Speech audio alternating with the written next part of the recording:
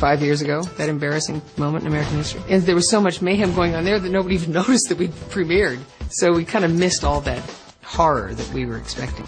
Surprisingly, criticism also came from within the gay community. The one misconception about the show that's really annoyed me, and probably is my fault, is that it's all about sex, considering my character said it in the very first episode.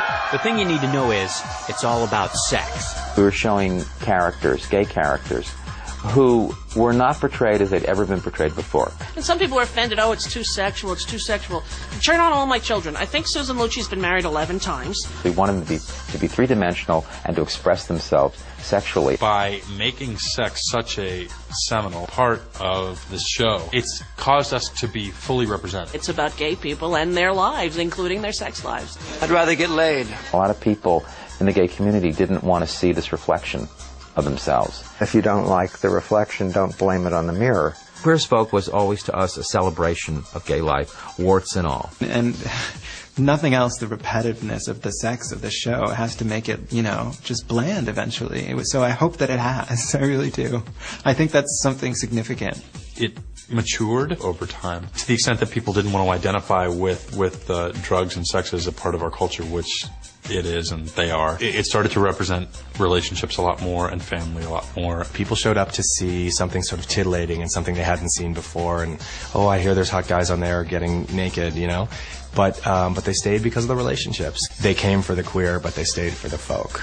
If you think it's all about promiscuity and sex, then you're only paying attention to about 20% of the storylines. And that's annoying. If you don't like the character, it's a stereotype. If you do like the character, it's an archetype. So, but don't tell me these people don't exist. I've known these characters all my life. Queer as Folk remained unapologetic about its full frontal assault on TV barriers. Sex was indeed a big part of the show's identity, but Queer as Folk also never turned a blind eye to issues facing the gay community. San Francisco's mayor may have started the deluge of gay marriages that quickly turned into a national debate, but the series was ahead of the curve. Every minority has fought for their rights. If little old ladies at the turn of the century can get out there in the streets and fought for the right to vote, what's your problem? Everybody made a big deal about the Ben and Michael storyline of getting married in Canada, but the girls have gotten married a year before. We've been handling that issue a lot longer than it's been on the plate. Their husband and husband. Who's he? Our son. How you define a family in this country, it's changing. And we have to accept and embrace families as they present themselves. You two make a beautiful couple. The show's dealing with what's on our news screens right now. The whole exploration of this proposition, mimicking an actual proposition in the States, which seeks to roll back rights that have been won on behalf of gays and lesbians. An entire election was just won based on that issue, in my mind. You know, sneaking initiatives onto ballots to then get out the conservative vote, I think is what tipped the scales. To get people who watch it to start a conversation about things that have been touched on in the show is kind of the job of the show. Ultimately, I think people will have more respect for you if you're just honest about yourself than if you try and hide or lie, which we're not going to do. AIDS is epidemic. It's a big problem. Never let anyone fuck you without a condom. There's barebacking everywhere. There is crystal meth use everywhere. You want to be beautiful? The crystal meth stuff and the final episode of that year for me was tough, and so I mean I'll always remember working on that. I just am watching my entire peer group get, you know, absolutely destroyed by this drug, and so I'm really, really glad that we wandered into that maze. Scott and I, who are, you know, very, very close friends, could barely look at each other some days, and it was really difficult to be around this person that you loved so much who was treating you like shit for, you know, 14 hours a day. You'll always be a piece of trash from Hazelhurst, Mississippi.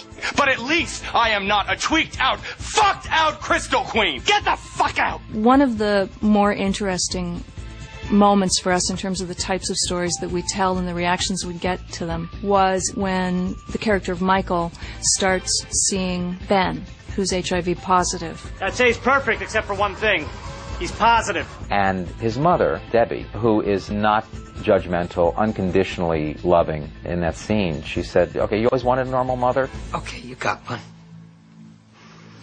I don't want you dating that guy. I don't don't care what you want! And people went nuts over this. Well, that's all politics. What we did was just create a story about human nature. So it was interesting to do that through the most accepting person on the show. For the first time in my life, I wish my son wasn't gay. The episodes with Michael coming to terms with having sex with Ben when he has HIV really threw the audience for a loop. We got a lot of hate mail because Michael wouldn't do it right away. And I think the healthiest thing is when you play out a storyline as real as possible and then let the audience have whatever reaction they will have. Brian's father's death, I think, is one of the best episodes we've ever done. There's that image at the very end when Gail takes his father's bowling ball and bowls it down the street into the fog, and he just stands there with his arms up just like, I'm finally fucking free. So long, Jack. It's just a masterpiece of acting and directing. Gail told me to say something nice. There you have it, Gail Harold. Sharon and Jack, the scene in Debbie's house where she tells him to fuck off, basically. You used me! And you used me. I think you better leave. And don't bother coming back until you say you're sorry. Don't you worry, because I'm never coming back. You want an apology? Here's my apology. Fuck you, little brother. Fuck you. It was so simple and straightforward and heavy, like really heavy, without any lights, no music, no drugs, no sex. It was a horrible, painful scene, but it was wonderful to play. It's one of the most powerful things I've seen on the show. I like getting down and dirty. What the hell is that supposed to mean?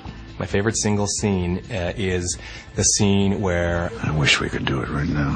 Why not? Emmett and George sneak into the bathroom in the airplane and for a little mile-high rendezvous. And George has a heart attack and dies. You all right, George? George?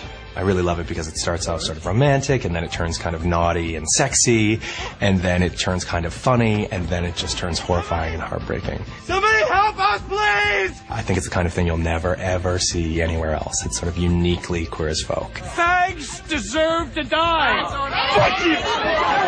I think it's interesting that we're going off the air now that all these issues are out there, and it's like, okay, government, people, figure it out. Whether inspiring dissent or applause, the show has always provoked fervent reactions, but the voices of its fans have remained the loudest, echoed on dozens of websites, at international conventions, and in many moving letters. We did a show for a gay audience, but everyone was shocked, including us, that this huge, big gobs of straight audience was coming to us and watching the show. We get a lot of mail from straight women who love the show, who speak about the fact that it was never part of their lives before, and how accepting and happy they are that they have a new perspective. When you go out with these kids and we do these premieres and public appearances for them, the people go bonkers.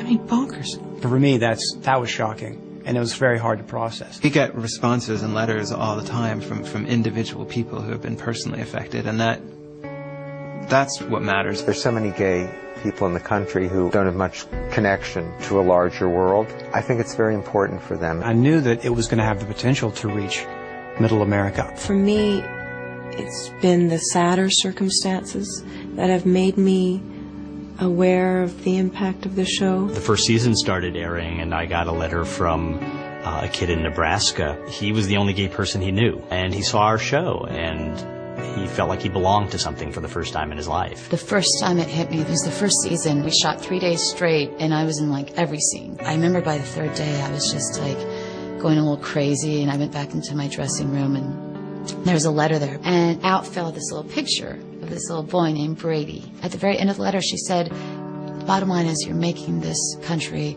a better place for my child, and I thank you for that. And it just stopped me. And I just let go of all the things that were going wrong that day. And I thought, oh, God, I'm doing something good here. The National Mental Health Association reports that lesbian, gay, bisexual, and transgendered youth are 3 times more likely to attempt suicide than their heterosexual peers. Much of that has to do with feeling unaccepted and alone.